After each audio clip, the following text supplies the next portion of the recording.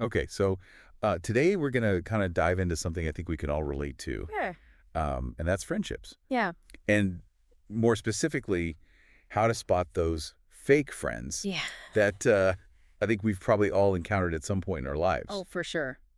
right? Hmm. And we're looking at this list today Yeah. from the top tens, which is a website that has all those user-generated lists Mm-hmm. about all kinds of topics. And this one is signs you have a fake friend. Right. Now, the intro to this list is pretty intense. Okay. They're telling you to drop them immediately if you see any of these signs. Oh, wow.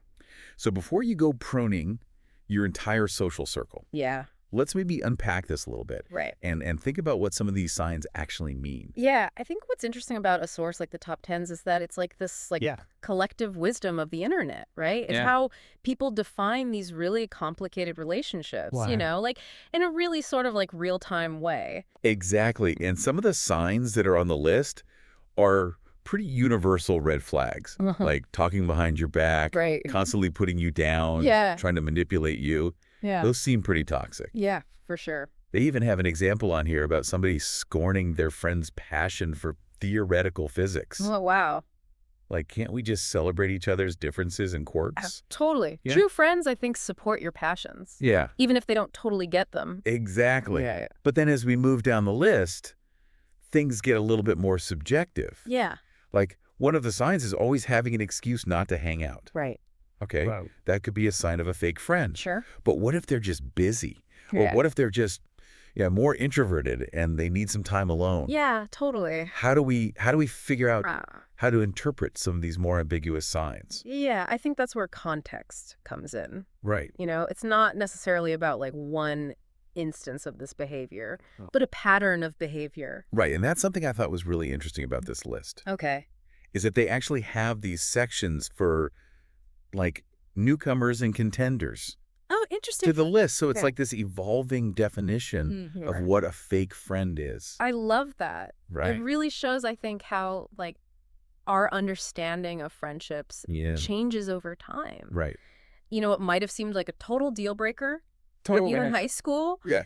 Might be totally understandable later on in life. Right. When people have different responsibilities and priorities. So how do we navigate that then? Yeah. How do we know when to give somebody the benefit of the doubt Yeah. versus when to kind of draw a line in the sand? It's tough. And I think it requires being really honest with yourself Yeah. about like how the friendship makes you feel. Right. Like, are you constantly walking on eggshells? Yeah. Do you feel drained or Mhm. used after spending time with this person? Like, those are signs that something's not right. Yeah. And, I think it's worth pointing out that a lot of these behaviors that are on this list, Okay.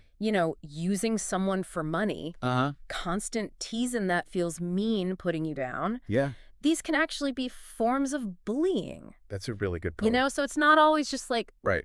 about fake friends. Yeah. Sometimes there's a more serious dynamic at play. Yeah, sometimes it goes beyond somebody just being inconsiderate or flaky. Absolutely. And it's actually about protecting yourself Yes, from somebody who is harmful to you. exactly. And I think, while it's important to be aware of these red flags, maybe the most important thing is to focus on being a good friend yourself, Right. being supportive, Yeah. honest, respectful. Yeah. I mean, those are the foundations of a genuine connection. Yeah, so listeners, I want you to think about this. Okay.